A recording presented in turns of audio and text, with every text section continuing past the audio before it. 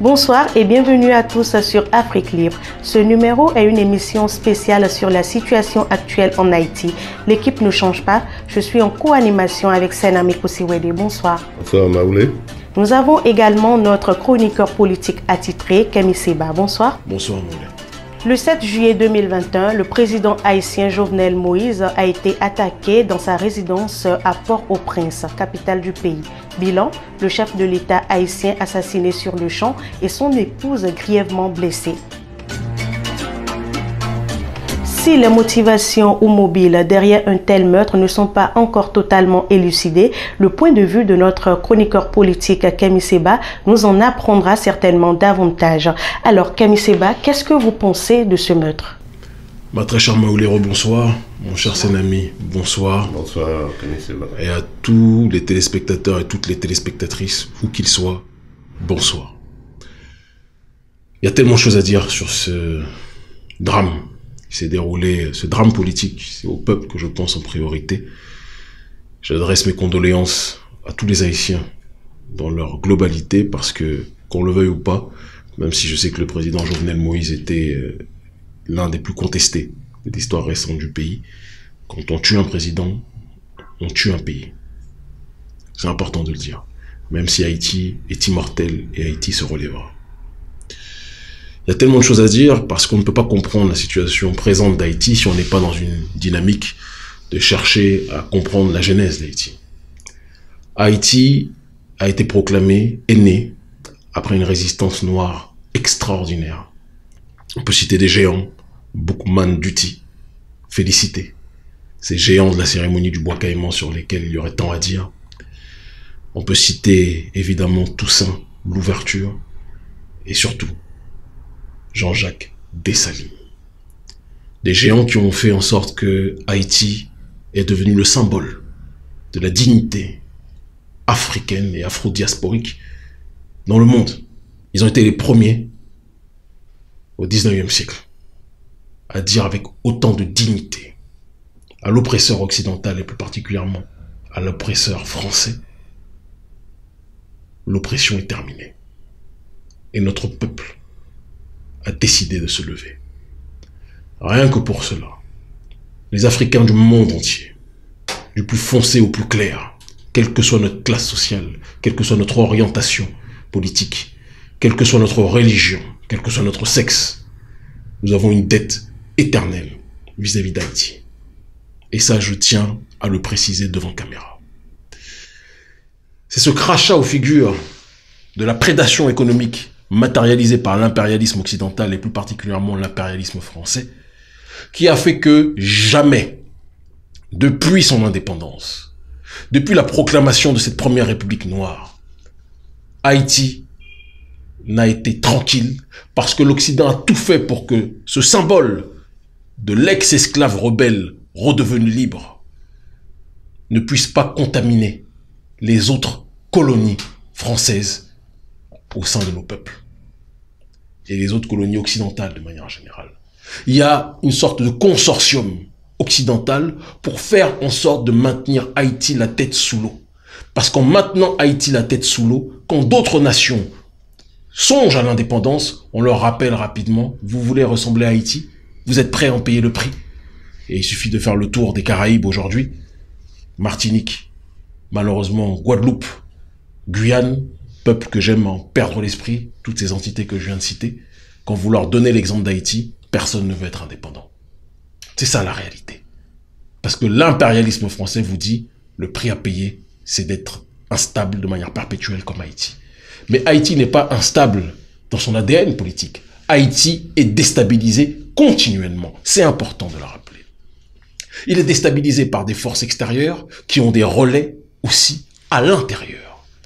Le relais à l'intérieur en termes de déstabilisation occidentale, ce sont ces familles, ces oligarchies syro-libanaises d'un côté, et aussi une classe, même si je n'aime pas moi j'ai toujours dit, et je reprends le propos de Malcolm, du plus foncé au plus clair, notre peuple est un et indivisible. C'est important de le dire. Mais il faut dire aussi que pendant la situation esclavagiste jusqu'à aujourd'hui, une caste de ce que l'on appelle de manière impropre les mulâtres, je n'aime pas ce terme, bourgeoise a capté les richesses, les ressources du pays, d'accord, les a capturées pendant que les 3/4 de la population vivent en dessous du seuil de pauvreté. Et donc la conjonction de ces forces, les familles syro-libanaises d'un côté et la caste entre guillemets mulâtre de l'autre, a fait en sorte que ces deux entités sont devenues les oligarchies qui contrôlaient le pays. Et vous ne pouviez pas être président sans être dans la main de ces familles. Jovenel Moïse, parce qu'il faut qu'on en vienne à ce dernier, à la base est un entrepreneur agricole. Quelqu'un qui avait pour projet, paix à son âme, d'assainir l'eau. Quelqu'un qui avait pour projet de travailler la terre et de faire en sorte que cette terre, dans un pays pauvre, ou du moins appauvri comme Haïti, puisse nourrir toute la population. Parce qu'il ne faut pas qu'on se trompe. Si le maître esclavagiste a pris cette terre, a tué les populations autochtones, a déporté notre peuple pour l'emmener là-bas, c'est parce que ces terres étaient porteuses de ressources. Il faut qu'on arrête de nous faire croire que Haïti n'a rien, ceci. Ça, ce sont des inepties. C'est faux. Si Haïti n'avait rien, il n'y aurait pas eu de déportation et l'oppresseur français n'aurait pas imposé l'esclavage là-bas.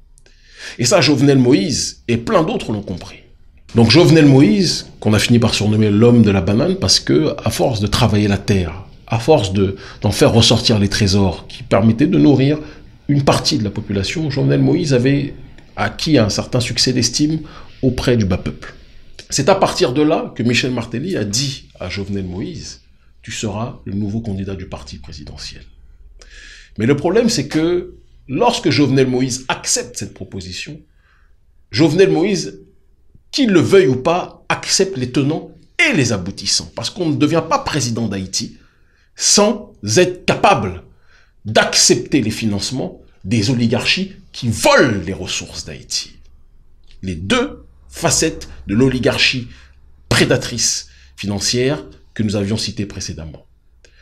Et ce faisant donc, Jovenel Moïse se fait financer sa campagne et devient président de la République d'Haïti. Mais lorsqu'il arrive au pouvoir, Jovenel Moïse déclare qu'il veut lutter contre la corruption. Et malheureusement, il y a un bug dans la matrice, un bug dans la réflexion. Puisque Jovenel Moïse déclare qu'il veut lutter contre la corruption, alors que c'est malheureusement ces lobbies de la corruption qui ont contribué à faire de lui le président. Et donc dès lors, dès le départ, dès qu'il a dit qu'il voulait lutter contre la corruption, Jovenel Moïse a vu son régime être, et ses actions politiques, être parasitées. La population qui a cru au départ à Jovenel Moïse a vu en plus de cela le scandale, parce qu'il faut rajouter à tout ce récit, le scandale de Petrocaribe, où Hugo Chavez a financé Haïti, d'accord, pour que ces derniers puissent sortir du chaos dans lequel ils étaient. Il y a d'autres pays aussi qui ont connu ces financements, et malheureusement, ces financements, ces fonds ont été détournés, encore une fois, par les familles prédatrices et des politiciens qui leur sont soumis, corrompus, que nous avions cités précédemment. Ces différents facteurs ont fait que Jovenel Moïse a été vu comme un symbole de la corruption par la population. Moi-même, lors de mes divers voyages à Haïti, lors des diverses manifestations, la population disait qu'il n'en voulait plus de la classe politique dans son ensemble, y compris de Jovenel Moïse. Il faut qu'on soit capable de le dire. À cela, lors des manifestations, s'est rajouté le facteur des gangs qui sont venus réprimer justement les manifestants qui luttaient pour de la justice sociale, qui luttaient pour la fin de la corruption. Une partie de la population, il faut aussi le dire, était manipulée par une opposition qui elle-même était financée par les diverses familles qui voulaient, plus que jamais, rendre ingouvernable Haïti pour pousser Jovenel Moïse à se taire sur les questions de la corruption.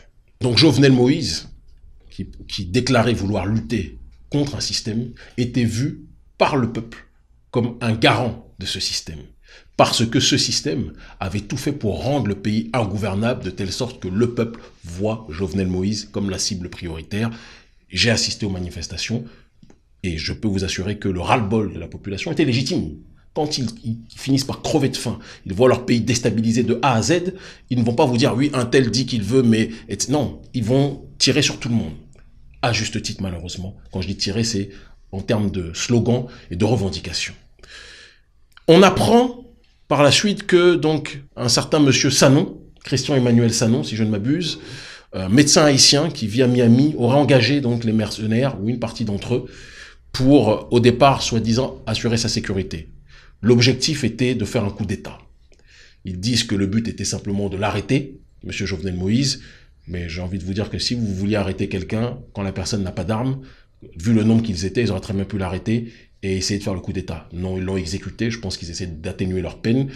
Mais le vrai problème, ce n'est pas de savoir si Sanon est coupable ou pas. Il l'est, de toute évidence, sinon il n'aurait pas été livré.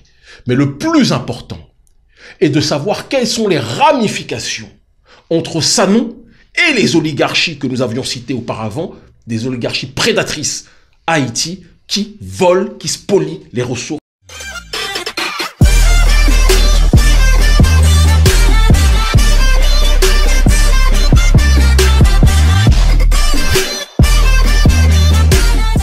De ce pays qu'on présente comme le pays le plus pauvre, alors que c'est en réalité un pays appauvri. Et donc, le vrai fond du problème sera que la population soit dans cette démarche de se tourner contre la véritable plaie de ce pays, les véritables relais de l'impérialisme, que sont ces familles, ces oligarchies qui sucent le sang de ce pays. Donc le péché de Jovenel a été d'avoir refusé le ralliement. Le péché qui lui a coûté la vie finalement. Moi, je suis, ma chère Maoulé, dans une démarche de refuser, dès lors qu'il y a la mort, de sanctifier quelqu'un. Parce que je pense que c'est aussi trop facile. Je pense que politiquement, Jovenel Moïse avait fini par devenir inopérant dans sa capacité à changer le système. Et ça s'explique, comme on l'a dit auparavant, par le fait que, et je ne nie pas la potentialité de ses efforts, quand vous arrivez au pouvoir par une voie, et c'est ce que d'ailleurs disait le docteur Khalid Mohamed, quand vous arrivez au pouvoir par une voie, celui qui dirige n'est pas celui qui est assis sur le fauteuil présidentiel, c'est ceux qui vous ont fourni le fauteuil, qui payent le fauteuil, qui payent les factures, entre guillemets, j'entends par là, du système. Et ces forces-là n'acceptent pas que quand on vous mette à la tête de l'État, vous vous retourniez contre elles. C'est une mafia. On vous parle des gangs, on parle de ce pays comme une gangocratie. Le peuple a fini par penser, moi c'est ce que tous les Haïtiens que je rencontrais sur place me disaient, le peuple a fini par penser que Jovenel Moïse était le chef de la gangocratie. Mais Jovenel Moïse disait lui-même qu'il luttait contre la gangocratie. Alors qui dit vrai? Eh bien ce sont ceux qui voulaient parasiter son régime politique qui finançaient ces gangs. Et au final, on en arrivait à une situation où Jovenel Moïse a fini par s'empêtrer dans une situation qui devenait ingérable. Il a commencé dans une mission politique avec de bonnes intentions, mais dans un système politique corrompu jusqu'à la moelle. Mais on ne peut ni le présenter comme le Moïse de la lutte anticorruption, ni le présenter comme le chevalier de la corruption. La vérité est entre ces deux voies. Et c'est pour ça qu'il faut entendre aussi bien ce que disent la jeunesse qui s'est révoltée contre Jovenel Moïse et contre le régime politique, que les partisans de Jovenel Moïse. Parce que la vérité se trouve entre les deux. Je pense profondément que c'est quelqu'un qui arrivait avec de bonnes intentions, mais qui malheureusement a été porté par des êtres, des forces aux intentions obscures, et qui aujourd'hui ont tout intérêt à ce que Haïti soit dans le chaos pendant que eux vivent comme des milliardaires. Parce que c'est de ça dont il s'agit à Haïti. Et ça, j'ai des amis juges haïtiens, j'ai des amis qui sont vraiment des fonctionnaires qui connaissent la situation politique de ce pays, qui vous diront, même des avocats, des médecins, des gens de tous corps sociaux, qui vous diront que malheureusement ce pays est gangréné par ces familles qui asphyxient le peuple. Et Jovenel Moïse est un dommage collatéral parce qu'au moment où il a essayé de vouloir vraiment faire une marche arrière accélérée, on lui a dit « mais toi là, c'est nous qui t'avons mis ici. » Quand je dis nous, je parle de ces mafias-là. Et tu veux te retourner contre nous. Et de là, peut-être que Sanon est quelqu'un qui n'est pas lié à ces familles, qui a pensé, comme beaucoup de gens au sein de la population, que Jovenel Moïse tolérait les gangs et était un chevalier des gangs. Peut-être que, partant de ce principe-là, il a dit « je vais arrêter ce massacre ». Ou alors, l'autre hypothèse, c'est qu'il est en lien avec ces familles-là, qui elles-mêmes sont en lien avec une oligarchie financière occidentale dont on ne parle pas suffisamment, et puis qui est bien contente de voir Haïti déstabilisé, malgré leur sourire et leurs larmes de crocodile qu'ils ont quand ils disent qu'ils viennent venir aider Haïti. D'accord. Monsieur Kémy Séba, monsieur Jovenel Moïse, paix à son âme, il devrait savoir, connaître l'adage que nous connaissons tous, que gouverner, c'est prévoir.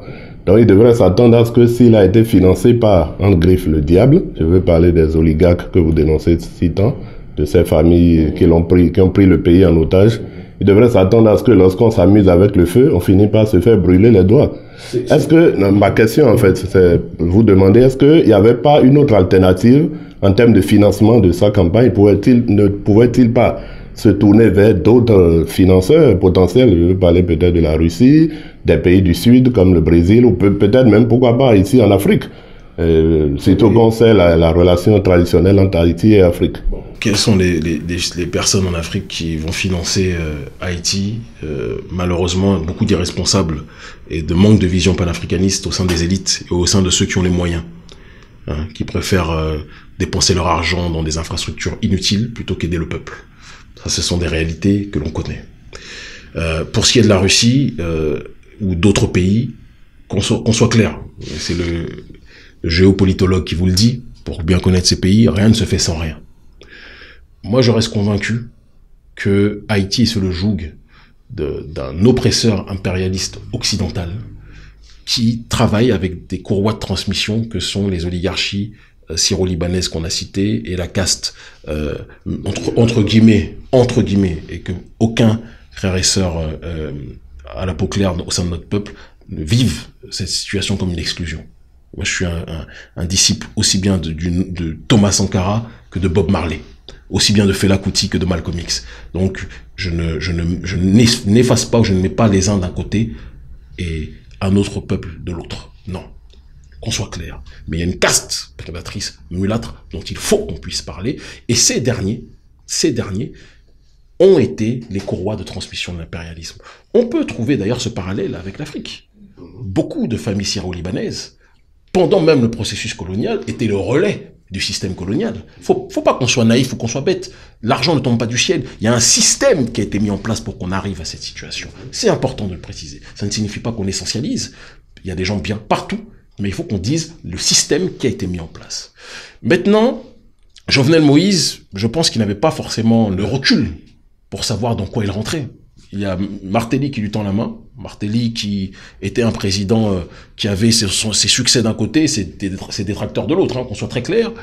Mais lui tend la main, ne lui explique pas tout le système qu'il y a. Il lui dit, tu veux être le candidat du parti, je ferai de toi le candidat du parti. On te présente des investisseurs. Il n'y a aucune campagne présidentielle qui se fait sans des investisseurs. Peut-être qu'il n'avait pas forcément suffisamment le recul sur les choses. Il y a une réalité qui existe au sein de notre peuple, et ce n'est pas présent uniquement à Haïti. C'est que malheureusement, beaucoup de politiciens africains sont dans une dynamique de voir plutôt que de prévoir. Il y a beaucoup de manque d'analyse prospective. Mais on peut aussi dire avec une lucidité claire qu'il est facile de parler après la mort. Thomas Sankara, certains vous diront qu'il malheureusement il n'a pas fait preuve d'assez d'analyse prospective. Pourquoi n'a-t-il pas prévu que Compaoré et d'autres allaient le trahir et le tuer? C'est toujours facile de parler après. Donc la pudeur nous force à dire que je pense qu'il est rentré dans un système, qu'il a été très rapidement dépassé par ce système, qu'il a essayé de contrecarrer les choses, mais que les rapports de force étaient déséquilibrés et que malheureusement, lui qui a essayé de changer à l'intérieur le système, le peuple l'a vu pour ce qu'il fait, c'est-à-dire de manière visible, on l'a vu pour quelqu'un qui n'arrivait pas à diriger le pays, qui n'arrivait pas à endiguer la violence, à arrêter la violence, qui n'arrivait pas à stopper la corruption. Et donc, le peuple l'a mis, comme les autres, dans la classe politique, décorrompue de manière générale, alors que lui estimait qu'il essayait de lutter contre. Et c'est ce qui explique, je pense, la dissonance entre ses partisans et ses opposants. Chacun voit en fonction de ce qui est présenté. Ses partisans avaient peut-être accès à ses réflexions intérieures, alors que ses opposants, je parle des sincères, hein, je parle pas de l'oligarchie financière à la tête d'Haïti, mais les sincères opposants au sein du bas peuple se disaient, mais tu dis que tu luttes contre la corruption n'a jamais été aussi élevée. Tu dis que tu luttes contre la violence, on est aujourd'hui dans une gangocratie. Moi, je pense que les deux partis avaient des raisons légitimes pour penser ce qu'ils pensaient. Et qu'aujourd'hui, la synthèse et la conclusion doit être de dire au peuple haïtien, l'ennemi numéro 1, on le connaît, ce sont ses familles. Il faut que le peuple se rebelle, et je le dis comme je le pense, contre les familles prédatrices qui capturent les ressources de ce pays. Ce n'est pas un appel à la violence, c'est un appel à l'intelligence. Et ce que je dis là, dans cette dynamique anticapitaliste, doit être fait aussi au sein de nos pays en Afrique. d'accord, contre les familles qui confisquent les ressources du pays. Je le dis, qui confisquent les ressources du pays, qui volent les ressources. On est content de les louer comme des milliardaires, etc., pendant que les 3/4 de la population souffrent le martyre. Il y a des réflexions aussi qu'on doit avoir dans nos pays. Je ne suis pas en train d'appeler à quelconque désordre, mais je suis en train d'appeler au réveil citoyen, au réveil politique. Les nôtres doivent se prendre en charge. C'est de cela dont il s'agit. Parce qu'il y a un proverbe qui dit, on nous dit oui, ce sont les Américains, les Français, ceci. Peut-être. Mais une civilisation n'est détruite par l'extérieur que si elle est rongée de l'intérieur. Donc, regardons à l'intérieur de nous-mêmes ce qui ne va pas. Quand vous êtes 10, une personne ou 2 personnes volent 99% des richesses, c'est-à-dire que les personnes qui restent vivent en dessous du seuil de pauvreté. Le problème n'est pas extérieur, il est d'abord intérieur. Est-ce que cet appel d'intelligence n'entraînerait pas des violences dans ce pays? Moi, je pense que la violence quotidienne, les Haïtiens la vivent tout le temps. La violence économique, il n'y a rien de plus grave que celle-ci.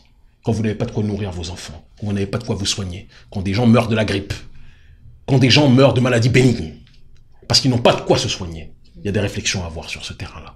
La plus grande des violences, c'est la violence que cette oligarchie fait subir au peuple haïtien. Et la plus grande des intelligences, c'est de résister contre ceux qui font en sorte qu'ils vivent dans ces conditions. Oui, vous en avez appelé à l'insurrection des peuples, notamment celui haïtien. Mais comment cette insurrection devrait-elle s'exprimer selon vous? Elle doit s'exprimer par une organisation beaucoup plus structurée de la société civile. Pour une prise de pouvoir? Et que cette société civile soit capable de constituer un mouvement citoyen réellement autonome, réellement débarrassé justement de cette finance prédatrice qu'elle est censée combattre, d'accord? Parce que c'est ça le problème. Bien souvent, il y a des mouvements citoyens qui apparaissent en Haïti, mais ils sont financés par les mêmes qui corrompent le pays. Donc, il faut qu'il y ait un mouvement citoyen autonome qui puisse se créer, d'accord? Et qui puisse converger politiquement, parce qu'ils sont la majorité, contre ceux qui détiennent les leviers du pouvoir. Tout simplement. On va dire que c'est simple à faire, parce qu'en réalité, on sait que ce n'est pas si simple. Mais la clé de tout, on en revient à la dynamique du panafricanisme, c'est l'unité. Pas l'unité avec tout le monde, parce que Compaoré, ceux qui disaient à Sankara, unis-toi avec Compaoré, c'est Compaoré qui l'a tué. Il y a des Compaoré très nombreux au sein de mon peuple, au sein de notre peuple, on les connaît. Mais il faut qu'on soit capable de s'unir sur des échelles de valeurs communes. Il faut qu'on soit d'abord capable de voir plus ce qui nous unit que ce qui nous désunit. Et si cette société civile autonome est capable de s'organiser politiquement, réellement, on sera dans une démarche d'avancer de manière beaucoup plus fluide. C'est ce que je pense profondément. Alors, M. Camille, selon les informations, l'épouse du président Jovenel Moïse a dit, et elle reste ferme sur sa décision, qu'elle continuera le combat qu'a commencé son mari. Vous pensez que ces familles dont vous êtes en train de parler vont vraiment la laisser faire? Ma chère Maoulé, il ne faut pas qu'on se mente. C'est en priorité le combat du peuple. Tant qu'on déléguera à d'autres ce que le peuple doit faire lui-même, rien ne changera. Personne ne peut en vouloir à Madame Moïse, la femme du défunt président, de vouloir honorer la mémoire de son homme et combattre politiquement. C'est son droit le plus absolu. Mais je demande, et j'en appelle à la jeunesse haïtienne, de s'organiser en un mouvement citoyen unitaire, autonome, autodéterminé, et qui combat ceux qui sont les véritables problèmes d'Haïti. Et ces problèmes sont constitués par ces oligarchies que nous avons citées. Il faut qu'on soit capable de le dire. Est-ce que ces familles vont laisser la population se lever? La population est terrorisée par ces gangs. Mais vous savez, la violence d'un jour n'est pas la violence de toujours. Et ceux qui sèment le chaos finissent toujours par recevoir ce même chaos. Je pense que le pouvoir de ces familles ne sera pas éternel. Elles ont l'argent, elles ont les moyens, elles ont les armes, elles ont les gangs. Mais il leur manque quelque chose, la légitimité. Le peuple a la légitimité historique. Au sein de ce peuple se trouve le trésor du panafricanisme. La fierté, la dignité, la résilience. Dès lors qu'on sera capable, et je dis on parce que nous sommes tous concernés par la situation de notre peuple à Haïti, dès lors qu'on sera capable de mettre nos différents de côté, dès lors qu'on sera capable d'avancer vers un même objectif, et ce n'est pas de l'utopie que de dire ça. Une société civile, il y a plein de pays où des mouvements de la société civile ont réussi à se constituer et à prendre le pouvoir. Eh bien, je peux vous assurer que les choses changeront. On n'a pas d'autre choix. L'erreur, et ça a été le génie de ces familles, ça a été de pousser les populations à se rebeller contre Jovenel Moïse.